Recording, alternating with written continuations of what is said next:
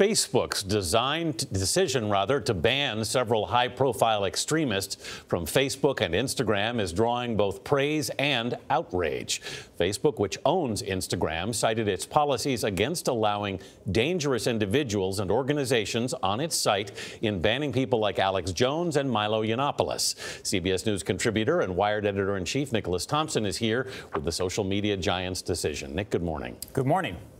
The bans affect mostly far-right figures. And while it's not clear exactly what triggered the move now, Facebook has faced intense criticism for years for not doing enough to curb hate speech and misinformation on its site. They didn't just ban me, they just defamed us, Lee. Right-wing personality Alex Jones lashed out Thursday after Facebook banned him and his website, InfoWars. For years, Jones spread conspiracy theories online, including claims that the Newtown school shooting was staged. Sandy Hook is a synthetic, completely fake, with actors. Yesterday, Facebook and Instagram banned Jones, Nation of Islam leader Louis Farrakhan, and alt-right personalities Milo Yiannopoulos and Laura Loomer, all of whom have used the site to spread anti-Semitic or anti-Muslim content.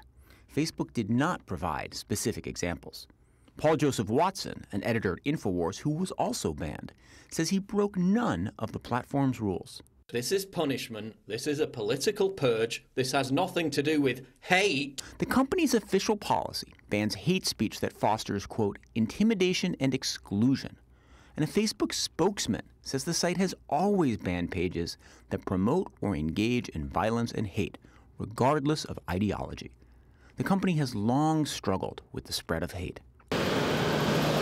Last week, after the synagogue shooting near San Diego, white supremacists expressed support on a Facebook page linked to the alleged shooter. Facebook later took the page down. Ben Scott is an expert in tech policy. It does raise the question, how are they defining who gets banned and who doesn't? Scott says Facebook's crackdown is a major shift in the way the company addresses the content they publish. They are owning responsibility for the content on the platform, and that is a huge move and one that they have resisted for a long time. Critics say Facebook's move censors free speech, while others say it doesn't go far enough. The ban comes at a time when Facebook has been in a PR nightmare over its privacy issues. This is such a tricky question. It is very tricky. Who gets to decide what is and what is not offensive? Facebook gets to decide. They set policies and they run their algorithms and then they make a choice.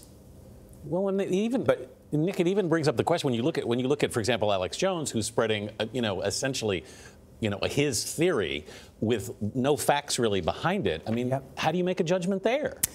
It's really hard, and there's a balance. And there's a balance basically between free speech and safety. And for most of its history, Facebook has said, we're going to prioritize free speech. Yeah. We're a neutral platform. People can do what they want. Then they've seen what's happened. And over the last couple years, there's been this realization at Facebook, wait, we're not just a platform. We can actually cause real harm in society. And then in the last couple weeks, as we've seen mass murder live streamed on Facebook, you can see why they would shift. Yep. And there would be less free speech and more about promoting safety. And that's what's happened. People are allowed to change their mind and change their policies for the better of their platform and their company. No doubt. That is what I think is happening here. Thank you, Nick.